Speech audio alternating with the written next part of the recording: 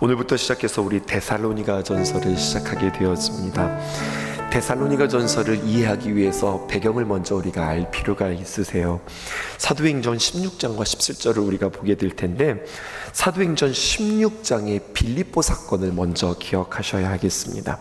사도행전 16장에 보면 빌립보에 갔을 때 귀신 들린 여자 하나를 만나게 되었습니다. 바울과 실라가 그를 긍휼히 여기고 귀신을 내쫓아 주었거든요.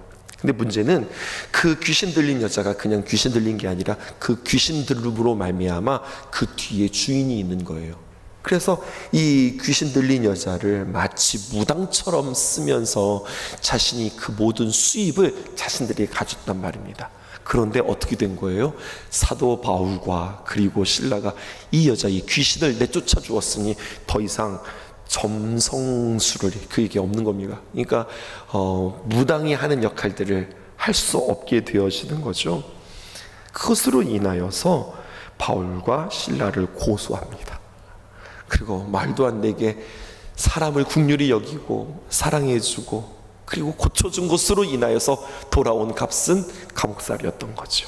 뿐만 아니라 그곳에서도 무수히 많은 매질을 당하게 되어지고 견딜 수 없는 고통들을 그들이 만나게 되었습니다.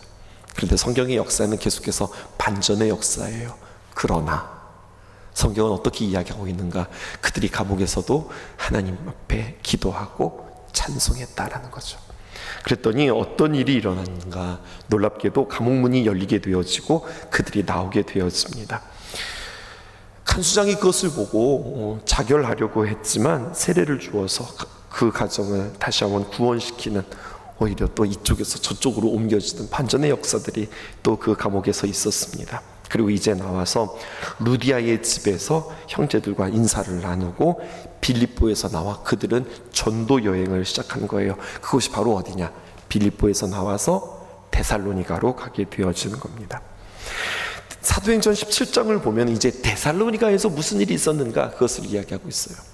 사도행전 16장에서는 빌립보에서 무슨 일이 있었는가 한다면 그들이 나와 17장에서는 데살로니가전서에는 무슨 일이 있었는가. 1절입니다. 우리 함께 읽어보실까요? 시작. 그들이 우리와 아볼로니아로 다녀가 데살로니가에 이르니 거기 유대인의 회장에 있는지라. 원래 전도 여행에 4명이 있었어요. 바울, 디모데, 실라, 누가까지 있었는데 누가는 빌립보에 남고 지금 바울과 실라와 디모데 3명이서 지금 길을 떠나는 겁니다. 그런데 지금 이들의 몸의 상태가 어떤 상태라고 그랬어요? 상처투성이고 피투성이입니다. 그런데 이들이 어떤 치료를 받아야 되겠다, 아니면 우리가 좀 쉬어야 되겠다, 우리의 몸이 좀 회복되어야 되겠다, 이 요양을 선택한 것이 아니라 이 몸임에도 불구하고 아침부터 밤까지 데살로니가로 가는 겁니다. 이유는 단 한 가지, 우리가 그들에게 복음을 전하겠다는 마음으로 그들이 가게 되어지는 거예요. 17장 2절에 보니까 바울이 자기의 관례대로 그들에게로 들어가서 제일 먼저 그들이 유대인의 회당에 들어가서 성경을 가지고 하나님의 귀한 말씀을 풉니다. 성경에 보니까 새 안식일이라고 이야기했으니 기간이 약 한 3주 정도 되어지는 거예요. 그런데 성경을 가지고 강론을 했는데 그 내용이 무엇인가? 3절입니다. 또 함께 읽어보십시다. 시작. 뜻을 풀어 그리스도가 해를 받고 죽은 자 가운데서 다시 살아나야 할 것을 증언하고 이르되 내가 너희에게 전하는 이 예수가 곧 그리스도라 하니. 3주 동안 하나님의 귀한 말씀으로 푸는데 누구를 이야기하냐면 예수님을 이야기합니다. 예수가 누구냐? 예수 그리스도가 우리 죄로 인하여서 해를 받았다. 그리고 십자가에서 죽으셨다. 근데 그것으로 끝난 것이 아니라 죽은 자 가운데서 다시 살아나셨다. 이것에 내가 증인이다. 증언이라고 표현하고 있어요. 그냥 그런 이야기가 있대, 이것이 아니라 그 말씀이, 그 복음이, 그 예수님의 이야기가 나의 능력이 되어서 내가 바로 그 말씀의 복음의 증거자다, 나를 보라 라고 지금 그들이 이야기하고 있는 거예요. 4절에 있는 말씀입니다. 그 중에 어떤 사람 곧 경건한 헬라인의 큰 무리와 적지 않은 귀부인도 권함을 받고 바울과 실라를 따랐다. 똑똑하다고 하는 당시의 헬라인들 말입니다. 철학으로 무장했던 이 헬라인들이 그 복음을 믿기 시작했고, 또 적지 않은, 그러니까 많은 귀부인들도 하나님의 귀한 말씀, 특별히 예수님을 영접하게 되었어요. 놀라운 일이죠. 참 흥분되고 감동적인 이야기입니다. 그렇게 데살로니가에 하나님의 귀한 복음이 아름답게 전해졌다, 이야기가 이렇게 끝나는 것이 아니라 바울과 실라를 따랐다. 그러나 이렇게 이야기가 되고 있어요. 5절 볼까요? 그러나 유대인들은 시기했다. 이방인들은 하나님의 귀한 복음을 받고 기뻐하며 감동하며 감격했는데 유대인들은 싫어했어요. 여러분, 사실은 거꾸로 되어야 하는 거 아니에요? 지금 어디에서 광론을 했는데요, 유대인의 회당들에 가서 누구에게? 유대인들에게 들었는데 정말 그것에 대해서 말씀을 받은 자들은 이방인들이고 헬라인들이고 귀부인들이라는 이야기죠. 이 유대인들이 시기합니다.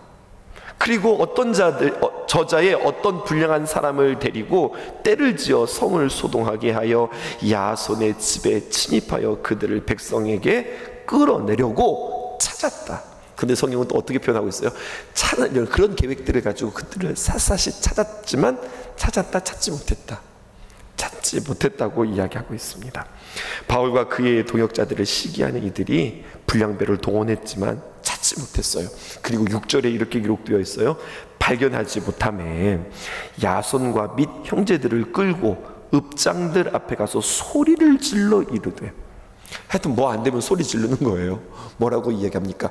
천하를 어지럽게 하던 이 사람들이 여기도 이름해 라고 이야기하면서 야손과 형제들, 이 사람들이 바울과 실라와 그 이단자들을 이들의 집에 머물게 했으니 이들이라도 한번 족을 쳐보자. 그들이 그렇게 이야기하는 거예요. 17장 7절에 보니까 야손이 그들을 맞아들였도다. 이 사람들이 다 가이사의 명을 거역하여 말하되 다른 임금 곧 예수라 하는 이가 있다 하더이다 하니, 당시에 로마가 나라를 제국으로 삼고 그리고 나라를 제패하던 시대에 가이사가 주요, 가이사가 황제요, 가이사가 왕인데 지금 다른 왕을 얘기하고 있으니, 다른 임금을 이야기하고 있으니 소동이 되어질 수밖에요. 그래서 야손의 집을 습격했고 바울과 실라를 찾지 못하자 야손과 및 형제들을 읍장들 앞으로 끌고 가서 그들을 지금 고발하고 있는 겁니다. 그리고 어떻게 합니까? 8절과 9절. 8절은 제가 9절 여러분들이 읽어보실게요. 무리와 읍장들이 이 말을 듣고 소동하여, 9절 시작. 야손과 그 나머지 사람들에게 보석금을 받고 놓아주니라. 결국 그 끝은 뭡니까? 돈입니다. 바울과 실라를 찾아내지 못하자, 못 찾았네, 이것으로 끝난 것이 아니라 야손이 그들을 맞이했다고 하는 이유만으로 보석금을 챙깁니다. 그러니까 여러분, 이 단을 아셔야 돼요. 이 단, 다르리의 끝단자. 처음에는 말씀이니, 처음에는 복음이니, 뭐 처음에는 사랑이니, 처음에는 사명이니 이야기하지만 끝을 보면 결국에는 돈이에요. 끝을 보면 거기에는 교주가 있어요. 끝을 보면 거기에는 쾌락이 있어요. 끝을 보면 거기에 타락이 있어요. 이게 이단입니다. 결국 그들이 무엇을 끌어냅니까? 돈을 끌어내는 겁니다. 그리고 사도행전 17장 10절에 보니까 밤에, 낮도 아닙니다, 밤에 형제들이 바울과 실라들을 어떻게 합니까? 베레아로 보냅니다. 데살로니가에 더 이상 있을 수 없습니다. 베레아로 가세요. 그래서 그들이 이르러 유대인의 회당으로 다시 들어가는 이야기가 이제 사도 바울의 전도 여행의 2차 전도 여행의 여정 가운데 지금 데살로니가 전서를 만나게 되어지는 겁니다. 그러니까 사도 바울이 데살로니가에 딱 3주 있었던 거예요. 근데 3주 동안에 참 많은 일들이 있었어요. 복음을 만났고요. 그리고 헬라인들이 개종하는 일들이 있었고, 귀부인들이 하나님의 복음을 만나는 일들이 있었고, 그들이 복음에 감격하면서 기뻐하는 일들이 있었을 뿐만 아니라 그들을 핍박하는, 당연하죠, 하나님의 복음, 하나님의 은혜가 흥왕하는 곳에 마귀가 그냥 두지 않죠. 시기하고 질투하고 핍박하지만, 그러나 여러분, 그렇게 끝나지 않습니다. 그들이 무언가를 방해하려고 하지만 주님께서 그 방해를 그냥 놔두지 않죠. 핍박은 당하지만 망하지는 않는다. 보호하시고 지키셔서 그들을 옮기는 이야기가 이 배경의 이야기예요. 그러니 바울과 실라가 이 데살로니가 교회의 교인들을 향하여서 얼마나 안타깝고 또 미안하고, 그럼에도 불구하고 기특하기도 하고, 사랑을 담아서 기쁨으로 그들에게 편지를 보냅니다. 디모데를 통해서 소식을 듣게 되어지거든요. 그렇게 3주 동안 뿌렸던 씨였는데 그 복음의 씨가 그들의 마음 가운데 잘 새겨져서 그들이 환난당하고 핍박을 당함에도 불구하고 잘 버티고 있다더라. 그 이야기에 너무나도 감격하면서 그들에게 격려하는 거예요. 그런데 말씀을 온전히 많이 전하지 못하다 보니 그들에게 복음의 변질들이 있는 겁니다.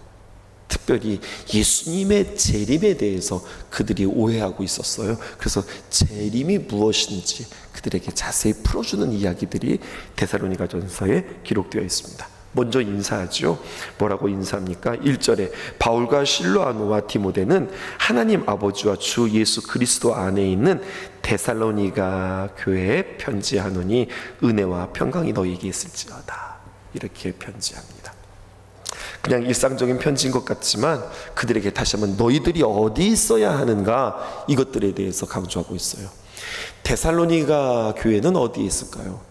당시 그 마게도냐 지방에 데살로니가 교회에 있어요. 근데 교회는 마게도냐에 있는 게 아니야. 교회는 먼저 그 지역에 있기 전에 주 안에 있어야 한다. 이것을 이야기해요. 그래서 오늘 편지 보세요. 주 예수 그리스도 안에 있는 데살로니가 교회에 편지한다. 이렇게 표현하는 거죠. 사도 바울이 참 즐겨 쓰였던 표현 중에 엔 크리스토스, 그리스도 안에서라고 하는 말을 사도 바울은 참 즐겨 사용했고 그 의미들을 늘 강조했습니다. 우리도 마찬가지예요. 우리가 어디서 살아갑니까? 우리가 춘천에서 살죠. 우리가 어디 안에 있습니까? 신성교회 예배당 안에 있죠. 근데 우리가 예배당 안에 있기 전에, 춘천에서 살기 전에 우리는 먼저 주 안에서 사셔야 된다는 거예요. 우리는 먼저 주님 안에 거하면서 살아야 된다는 거예요.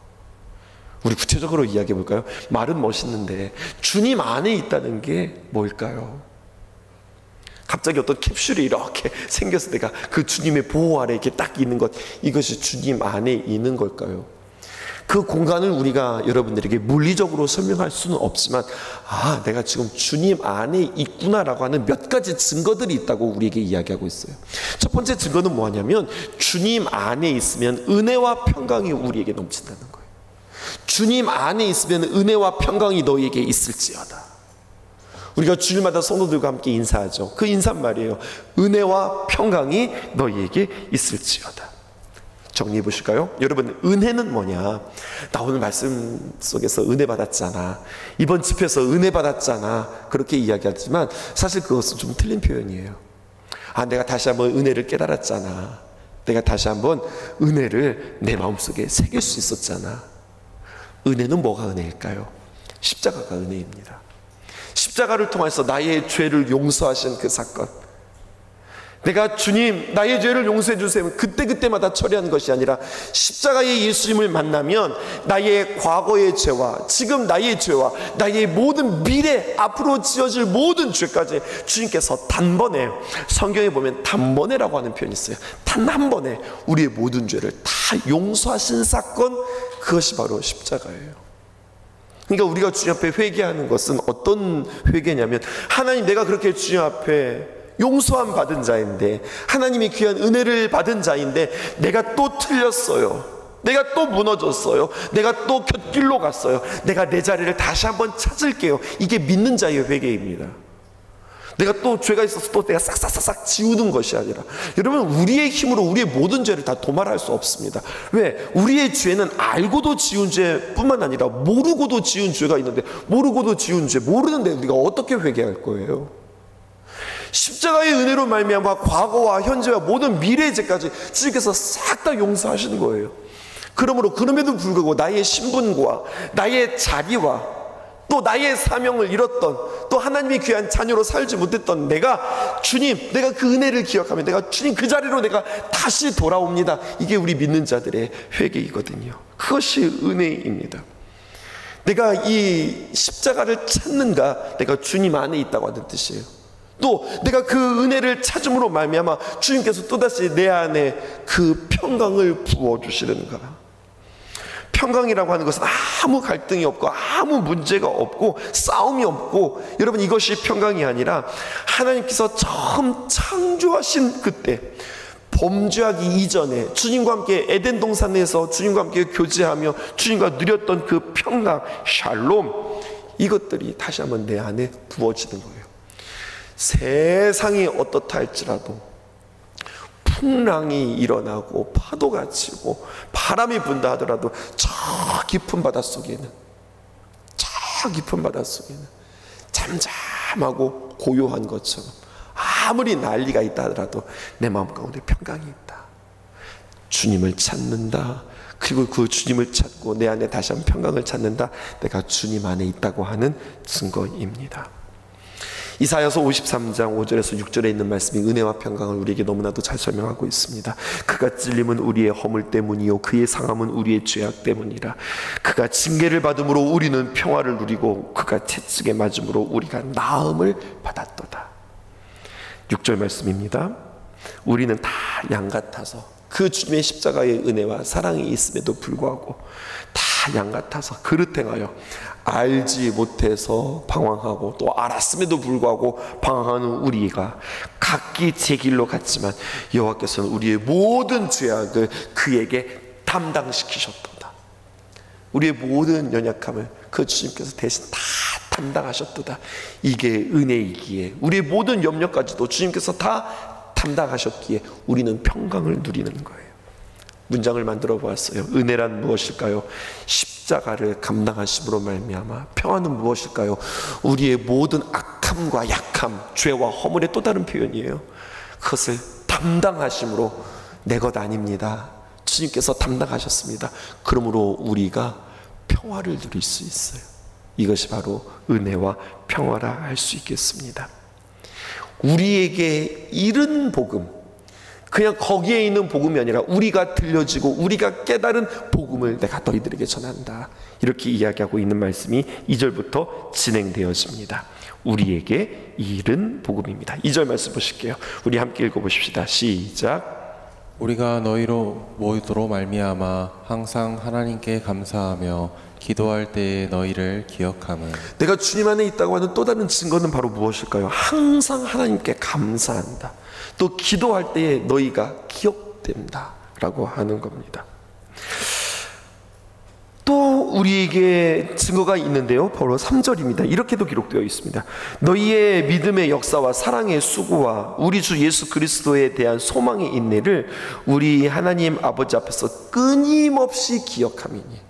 앞에서는 끊임없이 감사한다고 표현했다면 뒤에서는 끊임없이 기억한다라고 이야기했죠.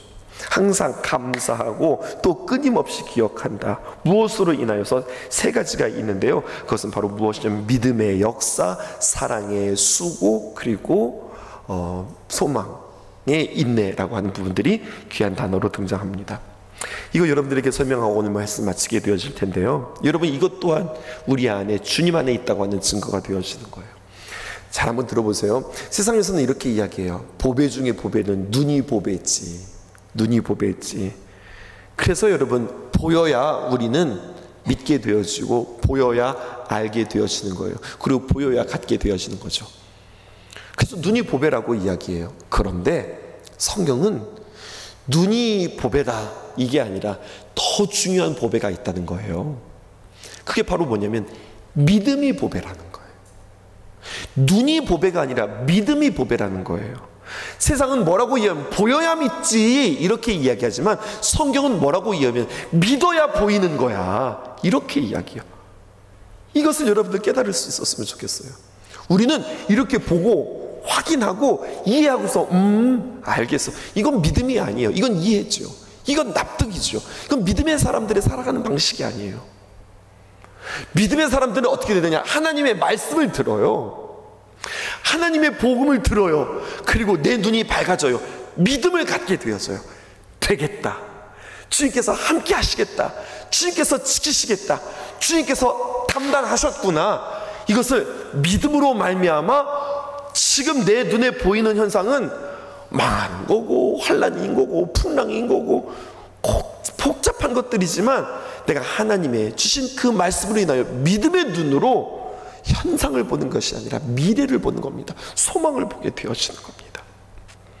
그렇게 되어지면 어떻게 되는가? 두 번째, 사랑의 수고가 우리에게 있는 거예요. 하나님께서 우리로 하여금 보게 하시는 거죠. 그 사람을 보게 하시는 거예요. 근데 어떻게 보게 되냐? 내 눈으로 보면 저게 가능성이 있을까? 내 눈으로 보면 저게 될까? 저 사람에게 무슨 소망이 있을까? 데살로니가 교인들에게 뭔가 기대가 있을까? 보이지 않는 거예요. 하지만 믿음의 눈으로 보면 이제까지 나를 지키시고 나의 삶에 반전의 역사를 이루셨던 그 하나님을 보면 데살로니가 그곳에서도 하나님께서 일하시고 역사하시겠다. 그러니 사도 바울과 실라에게는, 믿음의 사람들에게는 수고가 있습니다. 어떤 수고가 있는가? 사랑의 수고가 생기는 겁니다. 하나님께서 일하실 것들을 기대하니까 나 아파도 가야 돼. 나 다쳐도 가야 돼. 내가 지금 상처투성임에도 불구하고 나는 가야 돼. 그들에게 복음을 전해야 돼. 누가 이게 시켜서 되는 게 아니에요.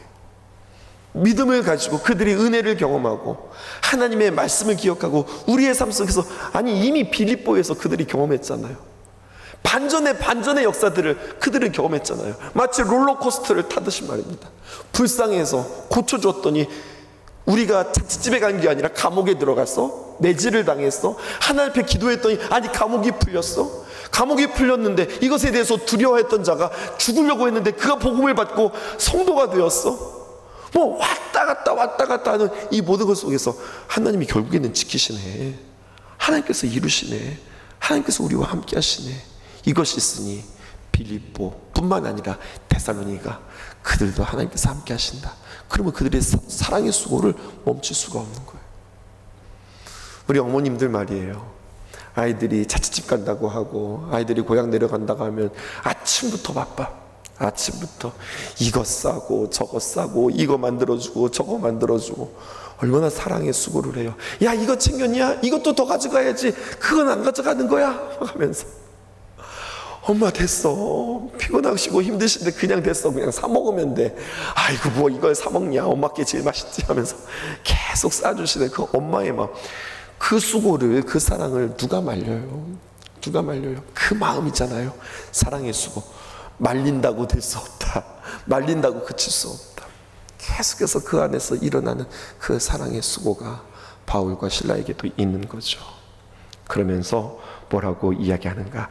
데살로니가서 1장 4절에서 보십시다. 그들이 믿는 게 있었어요. 하나님의 사랑하심을 받은 형제들아, 너희의 택하심을 안다. 우리는 알지. 하나님의 사랑을 받는 너희들이다. 너희들은 형제들이지. 또 하나님께서 너희들을 택하셨다는 것을 우리가 안다. 이것을 알기에 그들은 믿음과 또 사랑과 소망이 넘치는 것입니다. 5절 보실까요? 중요한 표현인데요. 이는 우리 복음이 너희에게 말로만 이른 것이 아니라 또한 능력과 성령과 확신으로 된 것입니다. 우리 복음이라고 표현되어 있죠. 여러분 여기 한번 동그라미를 쳐보세요. 사실은 내 복음 아니에요. 내가 만난 복음인데 우리 복음이라는 거예요. 이게 무슨 말인가? 이런 겁니다. 사도 바울이 말입니다. 그가 하나님 앞에 악한 자요, 또 하나님 앞에 원수된 자요, 하나님의 귀한 복음의 방해꾼인 그에게 하나님의 귀한 복음이 만나지자 그가 변했어요. 근데 사도 바울만 변한 게 아니라 그가 복음을 또 다른 이들에게 전하자 그들도 그 복음을 만나고 변했어요. 그러니까 복음이 어떤 복음이냐? 나만의 복음이 아니라 우리 복음이에요. 나도 변했어, 너도 변했어.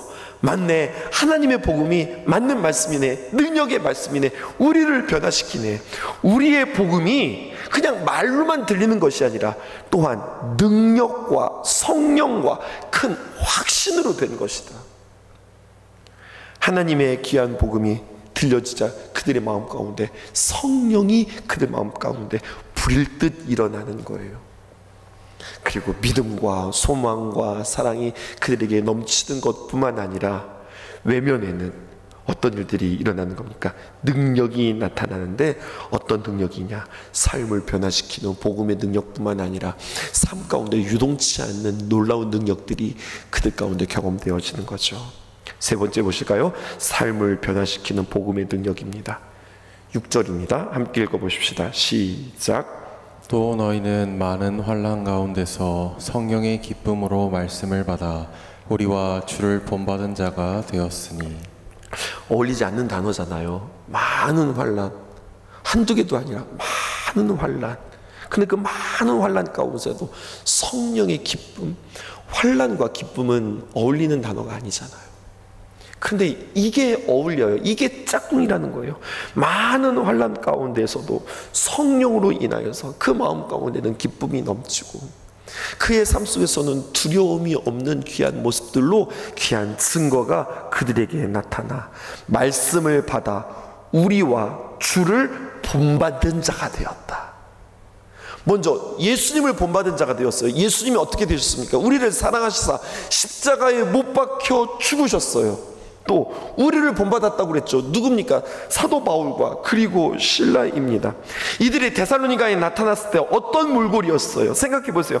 빌립보에서 온통 맞아서 터지고 피투성이가 되었는데 근 일주일을 걸어서, 거리가 165km랍니다. 이 거리를 걸어가지고 와 산을 넘고 들을 넘고 늪을 지나 고생하면서 그들에게 나타나자 사람들은 수군거리죠. 야, 저기서 사람들이 피투성이가 돼서 왔어. 근데 저들의 얼굴 좀 봐. 뭐가 좋아서 저렇게 얼굴이 빛나지? 아니, 저들이 뭐라고 말한다. 뭐라고 말하지? 예수를 말하네. 예수라고 하는 사람을 말하네. 그리고 예수가 우리를 위해서 죽었다고 이야기하네. 그리고 그 예수님이 부활하셨다고 이야기하네. 그리고 그 예수님이 우리를 만나시러 다시 재림하러 오신다고 하네. 궁금한 거예요.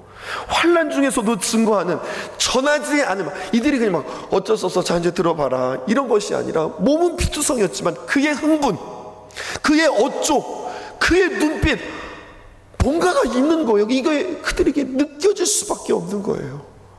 저게 뭘까? 그 복음을 듣고 그들이 그 예수님을 영접하고 떠났잖아요. 한참 시간이 지났잖아요. 나중에 디모데를 통하여서 들었는데, 말씀을 들었는가?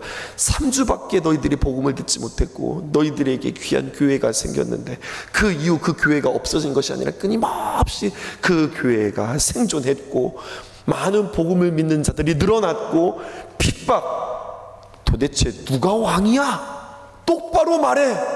우리는 예수님이 왕입니다 라고 고백하면서 핍박당하고 고난당하고 제외당하는 상황 속에서도 예수님 버릴 수 있을 것 같은데, 너희들도 우리 닮았네, 너희들도 예수님 닮았네, 그들을 위로하고 격려하기 위해서 오늘 말씀 전하는 거예요. 우리도 예수님 닮았나? 우리에게도 고난과 핍박이 있을 때 예수님처럼, 또 사도 바울처럼, 오늘 데살로니가 교회 그 성도들처럼 우리도 이것들을 기쁨으로 감당하고 있는가? 넉넉히 감당하고 있는가? 각 성도들에게도 여러 가지 많은 힘듦, 또 고난, 아픔, 또 질병, 여러 가지로 고통당하고 계시잖아요. 그런데 다시 한번 내 안에 있는 복음을 확신하고 그 가운데 넉넉함과 성령의 능력으로 말미암아 오히려 도리어 기뻐함으로 성령의 귀한 능력들을 경험하며 그것들을 전하여, 또 누군가에게 복음이 전하여 우리의 복음, 하나님과 우리가 함께 나눈 그 귀한 능력들이 아름답게 흘러가고 또 흘러가는 귀한 복이 9월 한 달 동안 있기를 주님의 이름으로 축복합니다. 기도하겠습니다. 강물같이 흐르는 기쁨, 성령아 네 맘이라 정결한 맘 영원하도록 주의 거처 되겠네. 나의 생명 소생케 됨은 성령님 하심이라. 모든 의심 슬픔 사라져 주의 평강 넘치네. 주님 주시는 참된 평화가 내 맘속에 넘치네. 주의 말씀에 거센 풍랑도 잠잠하게 되도다.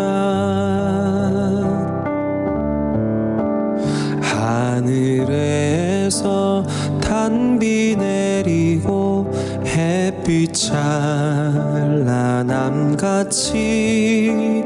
우리 마음에 성령이 많이 주님 보내심이라. 생명신에 넘쳐 흘러서 마른 광야 적시니 의의 열매 무르익어서 주수를 기다리네. 주님 주시는 참된 평화가 내 맘속에 넘치네. 주의 말씀에 거센 풍랑도 잠잠하게 되도다.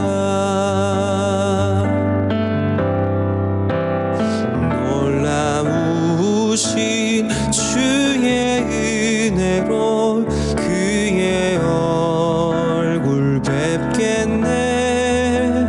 평화로운 안식처에서 영원토록 쉬겠네. 놀라우신 주의 은혜로 그의 얼굴 뵙겠네. 평화로운 안식처에서 영원토록 쉬겠네. 주님 주시는 참된 평화가 내 맘속에 넘치네. 주의 말씀에 거센 풍랑도 잠잠하게 되도다. 주님 주시는 참된 평화가 내 맘속에 넘치네. 주의 말씀에 거센 풍랑도 잠잠하게 되도다. 주님 주시는 참된 평화가 내 맘속에 넘치네. 주의 말씀에 거센 풍랑도 잠잠하게 되도다. 주의 말씀에 거센 풍랑도 잠잠하게 되도다. 주의 말씀에 거센 풍랑도 잠잠하게 되도다.